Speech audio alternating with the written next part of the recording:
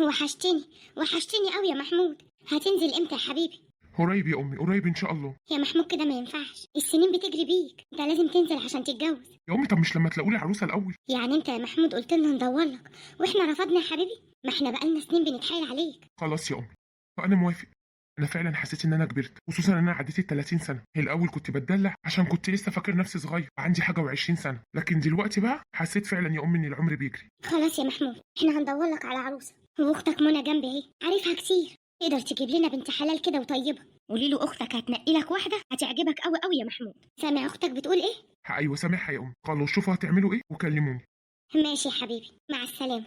الله يسلمك. مش مصدقه نفسي يا منى، اخيرا يا منى قبل ووافق. لازم يا امي، اكيد لقى الناس اللي حواليه كلهم بيتجوزوا. ربي يوقعنا في واحده بنت حلال وكويسه تبقى طيبه كده زينا، الواحد مش ناقص، احنا فينا اللي مكفينا. ما تقلقيش، ربنا يسهل يا بنتي. انا همشي بقى يا امي عشان سايبه العيال لوحديهم، هبقى اجيلك تاني يا حبيبتي ان شاء الله. ماشي يا منى.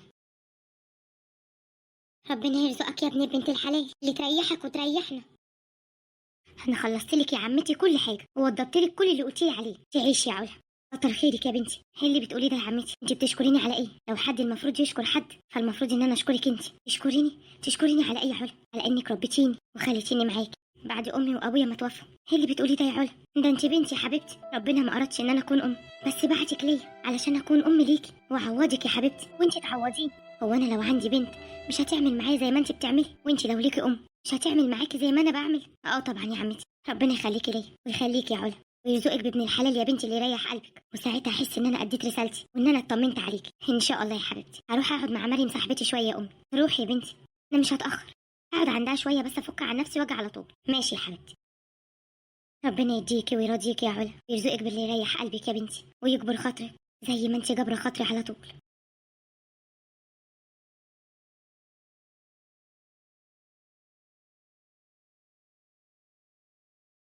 والله العظيم الكلام اللي انت بتقوليه ده. واسمها ايه؟ علا؟ وعندها كام سنه؟ 25؟ طب كويس كده، مناسبه، يتيمة الام والاب وعمتها هي اللي ربتها. طيب بقول لك ايه، هتبعتي لي صورتها؟ ابعتي لي صورها عشان ابعتها لمحمود، لو في قبول هروح انا وماما نطلبها ونوريها برضو صورة محمود، وان عجبها يبقى خير وبركه ونتمم الموضوع على خير ان شاء الله. خلاص اتفقنا، استنى منك تليفون، لو بعتي لي الصور النهارده هبعتها لمحمود. خلاص ماشي، مع السلامه. يتيمة الام والاب والله احسن برضو عشان ما يبقاش ليها حد غير اخويا تهتم بيه وتحبه وتحافظ على بيتها وتبقى تحت طوعي انا وامي، ما يبقاش ليها حد، لان عمتها ست كبيره زي ما بيقولوا. ان شاء الله انا حاسه ان الموضوع هيبقى فيه قبول وكل حاجه هتعدي باذن الله. يعني انت رايك ايه يا محمود؟ الصور كويسه يا امي، مش بطاله. يعني خلاص نتكل على الله. خلاص ماشي. هتروحي انت ومنى؟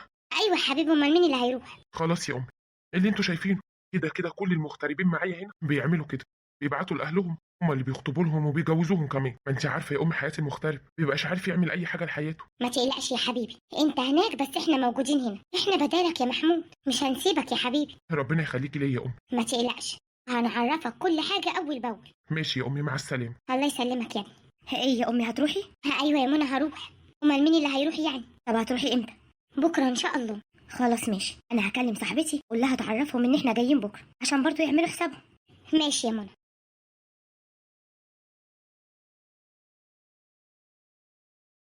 ايه رايك بقى يا علا؟ اديكي شفتي صور محمود كلها. انا ما اقدرش احكم على انسان بشكله لان انا ما اعرفش طبعه. لا يا علا بقى، هو محمود في زيه اتنين؟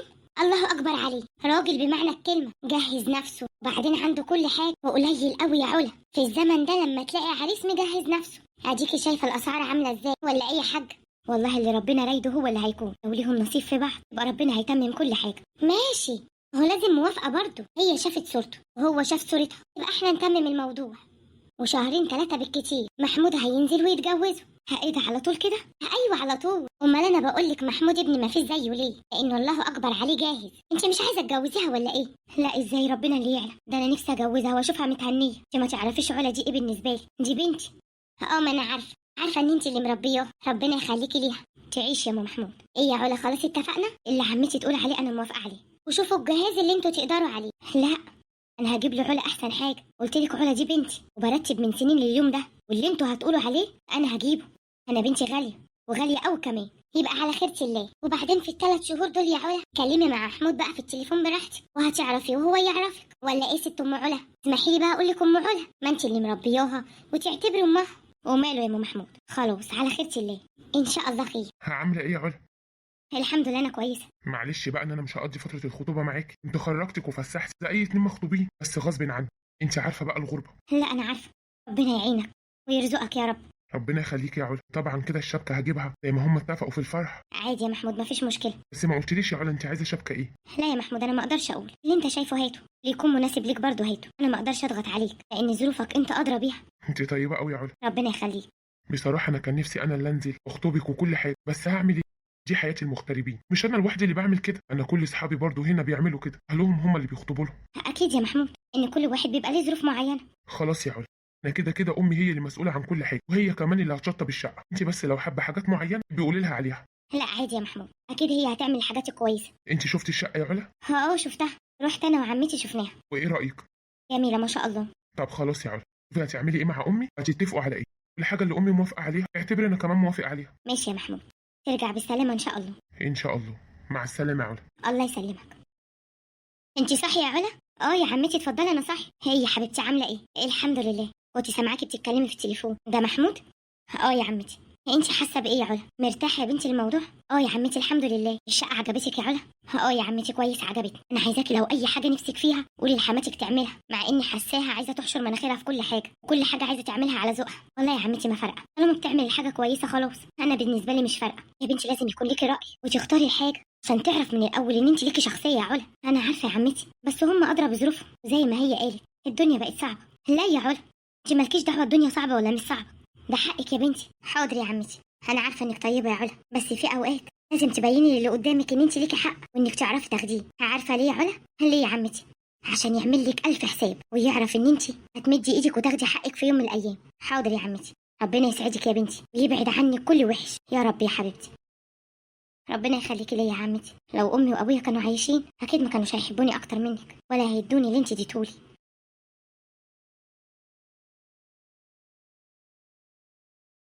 الدنيا كلها نورت يا حبيبي. ده بوجودك يا امي، هي انت اللي منوره حياتي يا حبيبتي. تعيش يا محمود، اخيرا اخيرا جيت وكمان هتتجوز. والله العظيم ما مصدقه نفسي. لا صدقي. الا قول لي بقى، في حاجه عايزه اسالك عنها. اسالي يا حبيبتي اللي انت عايزاه. انت طبعا مش هتاخد مراتك معاك. لا يا امي طبعا اخدها فين، ما ينفعش. انا قلت اتاكد منك وكنت مستنيه لما تنزل عشان اسالك عن الموضوع ده بالذات. انت عايزاني اخدها يعني؟ لا طبعا يا محمود، تاخدها فين يا حبيبي؟ خليها قاعده هنا في شقتها، هو هيجرى لها ايه؟ بس انت بقى تغير نظامك، يعني ما تقعدش بالسنين كده ما تنزلش. لا يا امي، وضع المتجوز حاجه تانية، انا هنزل اجازه ان شاء الله كل 6 شهور، ده يبقى حلو قوي، وهم عارفين هناك كده واتفقت معاهم على كده قبل ما انزل. طب كويس يا حبيبي، كل 6 شهور مده كويسه برضه، وما تقلقش طول ما انت مش موجود انا واختك منى موجودين. ماشي يا امي، انا هروح بقى عشان ناقصني شويه حاجات اشتريهم. خلاص يا امي مفيش وقت، دول هم يومين. ماشي يا حبيبي، روح اشتري اللي انت عايزه. طمنتني يا محمود وريحتني، ربنا يريح قلبك. لا طبعا ما ياخدهاش معاه، ياخدها معاه عشان يتقطع مننا ما ينزلناش خالص وما نعرفش عنه حاجه. لا انا مش هقبل بكده، والحمد لله انها جت منه. ازاي يا علا يا بنتي تقبلي بحاجه زي كده؟ هي يا عمتي في ايه؟ يعني ايه يجيب لك دبله ومحبس وخاتم؟ امال هو مغترب ليه؟ الحاجات دي ما تفرقش معايا يا عمتي، اهم حاجه يقدرني يعاملني بما يرضي الله. بس الزمن ده مش كده يا علا، انا خايفه عليك يا بنتي لحسن يكون فاكر نفسه انه اعلى منك ولا حاجه. لا يا علا انت غاليه وغاليه قوي كمان، لو ما غليتيش نفسك قدامك مش هيغليكي. الزمن ده مختلف عن اللي فات يا علا. يا عمتي والله العظيم انا ما فيش في نيتي حاجه يا حبيبتي، ما انا عارفه عشان كده خايفه عليكي. انا عارفه ان انا كلفتك وان انت جبتي لي حاجات كتير، اوعي تقولي كده يا علا. انا جبت لك ايه يا بنتي؟ دي كلها حاجات بسيطه، انت بنتي يا علا، ربنا يخليكي ليا. خلاص يا علا، طالما انت يا بنتي راضيه ومبسوطه يبقى انا ما اقدرش اعترض ولا اقول لك حاجه. كل اللي اقدر اقوله لك ربنا يهدي سرك يا رب يا حبيبتي. ما تطول اجازتك شويه يا محمود، هتقعد اسبوعين بس. لا يا علا هما مش اسبوعين، هما مديني 20 يوم، 5 قبل الفرح واسبوعين بعد الفرح واسافر. طب ما تخليك شهر. شهر ايه يا علا؟ وده ينفع؟ واحنا الاجازه تحت امرنا ولا ايه؟ احنا اللي شغالين عند الناس يا علا، مش هم اللي شغالين عندنا. واعملي حسابك ان دي اجازتي كل 6 شهور، 20 يوم وهرجع. 20 يوم بس؟ ايوه يا علا. بقول لك ايه، ما تاخدني معاك. لا يا علا اخدك معايا فين؟ ما ينفعش، انت قاعده هنا في شقتك معززه مكرمه، وامي واختي مش هيسيبوكي، هيزوروكي باستمرار، وبعدين دي طبيعه شغلي يا علا، مش هاجي على اخر الزمن اغير فيها. واحمدي ربنا ان انا هنزل كل 6 شهور، انا كنت بنزل لامي كل سنه وسنتين. ماشي يا محمود، ربنا معاك. ايوه قولي لي كده، معيني الكلام الحلو يا علا. ربنا اللي يعلم. طب ادعي لك ازاي؟ ربنا يديك ويرضيك ويرزقك يا رب. يا رب يا علا.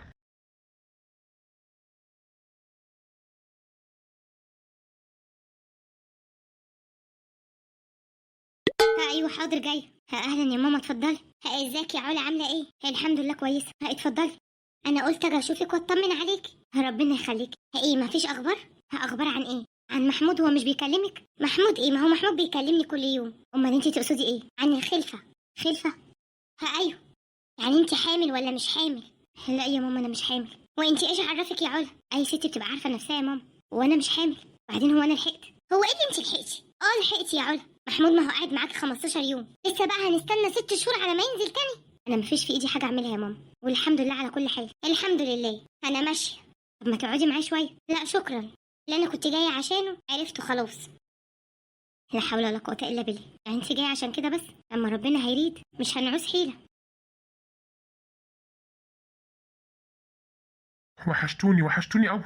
ربنا يخليك يا حبيبي. انت بقى اللي مش عارف فرحتي بيك النهارده قد ايه. بصراحه يا امي ال6 شهور عدوا بسرعه، اوعي تقولي حاجه غير كده. عدوا بسرعه عندك انت، لكن عندنا ما عدوش. خصوصا يعني ان علا ما حملتش. يمكن لو كانت حملت كنا لقينا حاجه تونسنا. دي حاجه مش بايديا يا ماما، دي حاجه بايد ربنا. لا ما انا عارفه يا حبيبتي انها بايد ربنا. قاعد قد ايه يا محمود؟ هقعد 20 يوم يا امي. طيب الحمد لله، ربنا يديك ويرضيك يا ابني. يا رب يا امي. يلا يا منى. ايه يا امي، مش هنقعد مع محمود شويه؟ احنا لسه ما شبعناش منه. معلش هنبقى نجيله تاني. يلا يا منى. حاضر. الحمد لله على سلامتك يا حبيبي. الله يسلمك. ربنا يخليك يا منى. معلش يا محمود، عايز اسالك سؤال. هو مامتك بتكلمني كده ليه؟ اكني عليا ذنب. بتكلمك ازاي يا علا؟ انا شايفها بتتكلم عادي. عادي؟ عادي يا علا. وبعدين انا عايز اعرفك حاجه، امي اي حاجه عايزه تقولها هتقولها اي وقت، انت مش هتربيها يا علا. ماشي يا محمود، مفيش مشكله. ده ايه وجع القلب ده؟ هو ده النزول كل 6 شهور؟ والله الواحد كان بيقعد بالسنين احسن. بقول لك يا منى، كوكي خلاص هيمشي بكره، وانا ما اعرفش مراته بقت حامل ولا لا. كله هيبان يا امي. انت مستعجله على ايه؟ هو ايه اللي مستعجله يا منى؟ كل ده ومستعجله؟ طب هنعمل ايه دلوقتي؟ المره دي لو ما حملتش يبقى كده الموضوع فيه ان، وهي اكيد فيها عيب. معقوله يا امي؟ ايوه يا منى. طب وهتعملي ايه دلوقتي؟ مش عارفه. هخلي كوكي يسافر، اللي رايده ربنا هو اللي هيكون. ماشي يا امي. مالك بس يا علا؟ ما تاخدني معاك يا محمود. هقعد معاك في السفر احسن. بصراحه انت بتوحشني، وبقى قاعده كل ال6 شهور لوحدي. ليه يا علا ما تروحي تزوري امي؟ تقعدي عندها هناك. لا يا محمود، انا بحب اقعد في بيتي، ونفسي اكون انا وانت مع بعض. والله وانا نفسي كمان يا علا، ربنا اللي يعلم. اتعلقت بيك ازاي، ولما بسافر بحس حاجه كبيره ناقصاني، بس ما ينفعش. انا ساكن مع ناس في الشقه، وما فيش امكانيه دلوقتي ان انا اجيب ايجار. الايجار هناك غالي قوي، احنا هناك بنقسم الايجار علينا كلنا، فالدنيا بتمشي. ماشي يا محمود. حقك عليا يا حبيبتي، ربنا يقرب البعيد. ان شاء الله يا محمود. ايوه يا عمتي. ايه يا علا حبيبتي، عامله ايه؟ طمنيني عليكي. الحمد لله يا حبيبتي، انا كويسه دايما يا رب. ايه يا حبيبتي، محمود سافر؟ يا عمتي سافر، يروح ويرجع بالسلامه. الله يسلمك. انت شكلك زعلانه. والله يا عمتي، ولما بيبقى هنا برضه يونسني. ربنا يا بنتي يديكي ويراضيكي. وبصراحه خايفه المره دي ما اكونش حامل. كنت تقعد تتكلم معايا، وكل مره محمود بيخليني اروح وراضيها بعد ما تسمعني كلام قد كده، وانا بسمع كلامه وبروح وبزورها ولا كانها قالت لي حاجه. معلش يا علا. ان شاء الله يا بنتي ربنا يديكي ويراضيكي. ولو ما حصلش المره دي يا علا، لما محمود ينزل المره الجايه روحي يا بنتي اكشفي انت وهو، عشان توقفي كلام اي حد، ما تخليش حد يتكلم معاكي. رايك كده يا عمتي؟ ايوه يا بنتي رايي كده. خلاص حاضر، هعمل كده. ماشي يا بنتي. بيطمنيني عليك. حاضر. مع السلامه. الله يسلمك يا رب. اديني وراضيني يا رب. مش عايزه كلمه من حد. بس انا محمود ما عملتلهاش حاجه. هي اول ما عرفت ان انا مش حامل قعدت تلقح عليا وتقول ان انا ما بخلفش. اذا كانت هي ولا اختك كده كتير عليا. معلش يا علا، دي مهما كان امي، وانا ما اقبلش الكلام ده. انت لازم تروحي تراضيها وتبوسي على دماغها. طب انا عملت ايه لكل ده؟ دي حاجه بتاعت ربنا، ربنا لسه ما قراتش. علا سيبك من الخلفه دلوقتي، انا بكلمك في حاجه تانية. بس انا اصلا ما ردتش عليها، دي هي اللي فضلت تديني فوق دماغي. انا ما عملتش حاجه. خلاص يا علا، الكلمه اللي اقولها تسمع. تروحي تراضيها يعني هتراضيها. حاضر يا محمود، بس انا ليا طلب عندك. خير يا علا؟ ان شاء الله لما تنزل انا وانت نروح نكشف عند اي دكتور. نكشف؟ ايوه نكشف، نعرف الدنيا فيها ايه. ولازم اكشف انا وانت عشان الكلام يكون قصادنا احنا الاثنين. ان شاء الله يا علا، ما تسبقيش الاحداث. خلاص يا محمود ماشي. ماشي يا علا، لما تروحي تراضيها يبقى كلميني من عندها. حاضر يا محمود، مع السلامه. الله يسلمك. لا حول ولا قوه الا بالله. عملتي عشان يعمل معايا كده؟ امال لو كنت رديت عليها؟ ده انا ما رديتش، كل مره يخليني اروح اراضيها. طب وليه كل ده؟ يا رب انت شاهد وشايف يا رب.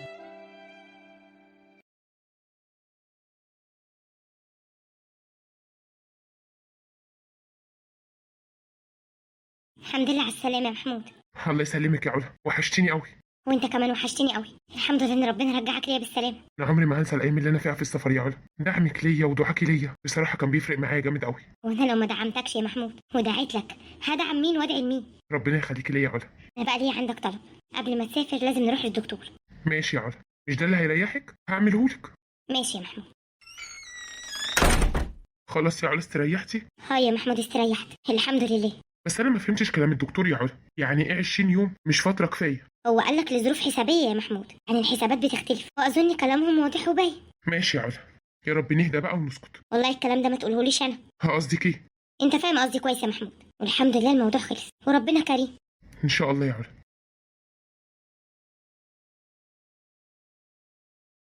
انا ما اقبلش ان حضرتك تكلميني كده، بلا حضرتك بلا بلاش كلام فاضي. انا ان شاء الله الاجازه الجايه هخلي ابني يطلقك، يتجوز واحده تخلف له. يطلقني؟ ايوه يطلقني. هو انت ليه محسسه ان انا بقولك حاجه جديده؟ على فكره بقى، انا رحت انا وابنك للدكتور قبل ما يسافر، وقال لنا لا انا ولا هو فينا عيوب، وكل المشكله ان هو بيقعد 20 يوم بس وبيمشي. المساله دي بيبقى لها حسابات. اظن كفايه بقى تجريح فيا وكفايه اهانه، كل ساعه والتانيه محسساني اني العيب مني. ده الحمد لله مفيش عيب ولا حاجه. انت بتزعقي كده ليه؟ انت مين اللي اداكي الجرأه ان انت تزعقي لي بالشكل ده؟ الظاهر ان ابني معرفش يربيكي، وطالما هو مش موجود يبقى انا اللي اربيكي. ايه اللي انت عملتيه ده؟ انت ازاي تمدي ايدك عليا؟ مين اللي اداكي الحق ان انت تمدي ايدك عليا؟ حقي يا حبيبتي، طالما ابني مش موجود انا بداله. اوعي تفكري ان انت لما تعلي صوتك على امي احنا هنسكت لك. لا انا ولا محمود هنسكت لك. يلا يا امي لينا كلام مع محمود، يجيب لك حقك يأدبها. مفيش ادب تاني يا منى، هو يطلقها. يلا قدامي. ايه الظلم ده؟ معقول في ناس كده؟ في ناس ما عندهاش ضمير للدرجه دي؟ حسبي الله ونعم الوكيل. هي كلمتك يا محمود ولا ايه؟ ايوه يا امي كلمتني. انت ضربتيها يا امي؟ ضربتها. طالما هي ما لقيتش حد يلمها ويربيها يا محمود انا ربيها. بس انت غلطتي يا امي ان انت مديتي ايدك عليها. لا يا محمود ما غلطتش، انا كمان مش هكتفي بكده. انت لازم تطلقها. معقوله يا امي؟ ايوه معقوله. انت لازم تطلقها، يعني تطلقها، لازم تتأدب. طب خلاص اهدي دلوقتي، اللي انت عايزاه كله هعملهولك. مع السلامه. الله يسلمك. يعني فعلا يا امي هتخليه يطلقها؟ ايوه يا منى، ملاش قله ادب.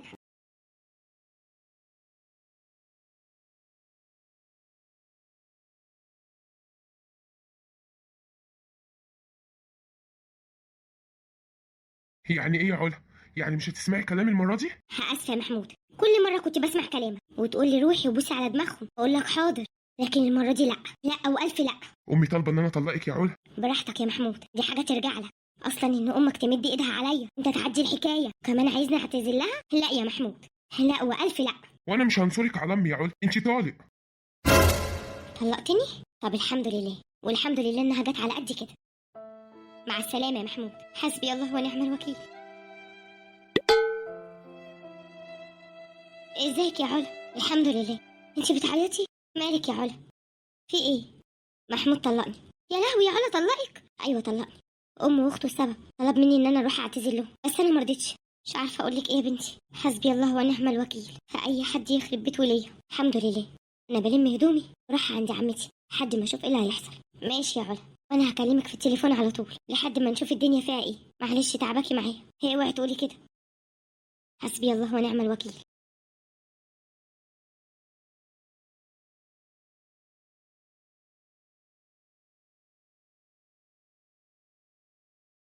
يلا بالسلامة المركب اللي تودي. مش خدوا حاجتهم يا منى؟ أيوة يا أمي خدوا حاجتهم، وكمان وصلت لها الورقة عن طريق المحكمة. يبقى خلاص الحمد لله على كده. خلي أخوكي فعلا يأدبها، تعرف المستوى اللي كان معيشها فيه عمرها ما كانت هتلاقي حد يعيشها كده، وتحمد ربنا قوي إن إحنا قبلنا بيها. مش كفاية إنها ما بتخلفش؟ خلاص يا أمي، أهو كده كده محمود لما ينزل هنشوف هيعمل إيه. ماشي يا منى، هما أشوف آخرتها معاهم. علا. أيوة عمتي. أنت بتعيطي يا حبيبتي؟ لا يا عمتي انا كويسه الحمد لله، ربنا هيعوضك خير يا علا. وبكره تقولي عمتي قالت الحمد لله على كل حال. الست سناء بتتصل بيكي؟ ايوه بتتصل بيا وبتطمن عليا. قلت لها ان هو عمل لك بلوك؟ قلت لها. قالت لك ايه؟ عماله تحاسبن عليهم كلهم، وقالت لي ان هو لو جه الشقه هي هتتكلم معايا، بس انا يا عمتي عمري ما هرجع الا بشروطي. شروطك؟ ايوه يا عمتي، هو امه واخته ملهاش دعوه بيا، ويقعد هنا ما يسافرش لحد ما ربنا يأذن وابقى حامل، ومش عاجبه على الشروط دي. مع السلامه، وربنا معوض مخلف مش هيسيبني، عشان انا ما ظلمتش حد. معاكي حق يا بنتي، وربنا كبير مش هيسيبك ولا هيتخلى عنك. يا رب يا عمتي.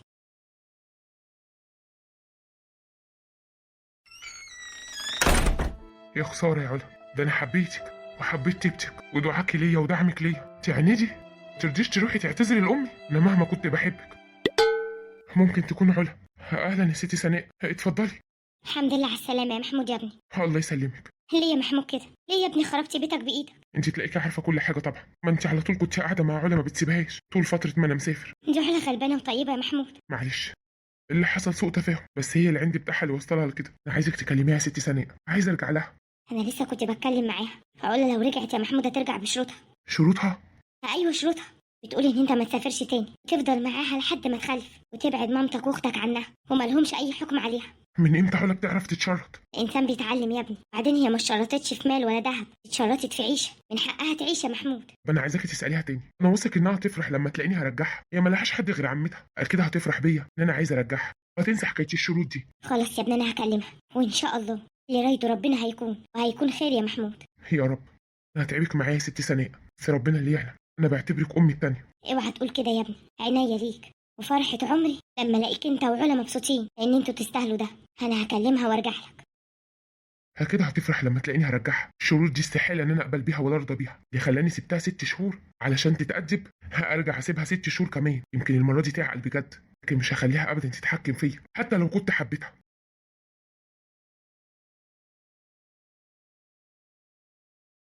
هادخل يا محمود يا ابني؟ اتفضلي يا ست سناء، الباب مفتوح. مش عارفه اقول لك ايه يا محمود، علا ما بتفكرش في الرجوع تاني ليك يا محمود، وفي واحد اتقدم لها وهتتجوز، وقالت لي انا مش حمل ان جوزي كل ساعه والتانيه يسافر ومقصر معايا، ومش هقدر استحمل اهل محمود واللي بيعملوه معايا، والحمد لله ربنا عوضني خير، وربنا هيعوضه خير هو كمان. هي قالت لك كده؟ ايوه، قالت لي انها خلاص نسيتك ونسيت كل حاجه وحشه، وبتبدا حياتها من اول وجديد. كتر خيرك. ربنا يجازي اللي كان السبب. انا بجد مش عارف اعمل ايه ولا اتصرف ازاي، ومش قادر اصدق انها ممكن تتجوز حد غيري. حياتي كلها اتقلبت هم ونكد. وعلى فكره انا دورت وراها، وقلت يمكن هي بعتلي الرساله دي مع جارتنا علشان بس تخليني اعرف قيمتها، لكن للاسف اتاكدت ان كل الكلام اللي بتقوله صح، وان في واحد تاني هيتجوزها وهي موافقه عليه. انا مش عارف اعمل ايه. انا عشت معاها بعيد عن المشاكل دي اسعد ايام حياتي، وفهمتني بسرعه. وبعد اذنكم محدش يقول لي ان محدش بيحس بالنعمه غير لما بتروح منه، لان انا كنت حاسس فعلا ان هي نعمه، ونعمه كبيره قوي كمان. بس انا قلت اطلقها شويه عشان تتأدب وتتربى، وكنت هرجعها اول ما هنزل الاجازه دي عشان تقدر كمان اللي كنت بعمله عشانها. بس ما توقعتش ابدا انها تبيعني بسهوله كده، تروح بسرعه عشان تتجوز واحد تاني. دلوقتي مش عارف اعمل ايه، اوصل لخطيبها واقول له يبعد عنها، اعمل معاه اي حاجه تخليه يبعد عنها، ولا اعمل ايه؟ انا بجد مش عارف افكر. يا ريت تقولوا لي اعمل ايه واتصرف معاها ازاي. انا هقول لك تعمل ايه وتتصرف ازاي. تنزل دلوقتي تروح جري على بيت عمتها، وتعرفها ان انت هتتغير، انك هتبعد امك واختها عنها، وهتعيش حياه طبيعيه طالما هي كويسه معاك. وتقول لها كمان ان انت هتاخدها معاك البلد اللي انت شغال فيها، ومش هتسيبها لوحدها تاني، وعرفها قد ايه هي غاليه عندك. ولو وافقت كان بها، ولو رفضت تبقى خلاص شالتك نهائي من حياتها، لان انت خذلتها يوم ما كانت مفكرك ان انت سندها وظهرها. وعايزه اقول للست والدتك والست اختك، ايه احساسكم لما بتستقوا على البنات اليتامى اللي مالهمش ظهر ولا سند غير ربنا؟ فرحتي دلوقتي لما خرجتي بيت ابنك؟ اتبسطتي؟ وانت يا محمود، والكلام ليك ولاي راجل في الدنيا، اول مره اشوف ان الطلاق اللي بيتهزله ال7 سماوات بقى وسيله للتأديب وللتهديد. يا تروح لها باسرع وقت وتستسمحها وتاخدها معاك وانت مسافر، يا تسيبها تشوف حياتها، يمكن ربنا عوضها بواحد يضلل عليها ويحميها، ويكون العوض والسند ليها. ويا ريت كل واحد يفرق ما بين بره لامه وان هو يطوعها على الغلط. امك مش من حقها تمد ايدها على مراتك مهما حصل ومهما جرى، انت مش جايبها من الشارع. ملهاش ام واب عشان يتيمه، لكن ليها ربنا اللي لو فوضت امرها ليه لا انت ولا امك ولا اختك هتشوفوا خير. لو ما حصلش ما بينك وما بينها نصيب، اتمنى من ربنا ان يبعت لها الراجل اللي يعوضها ويشيل الشيله معاها. وحسبي الله ونعم الوكيل في كل مش وما تعرفش ربنا.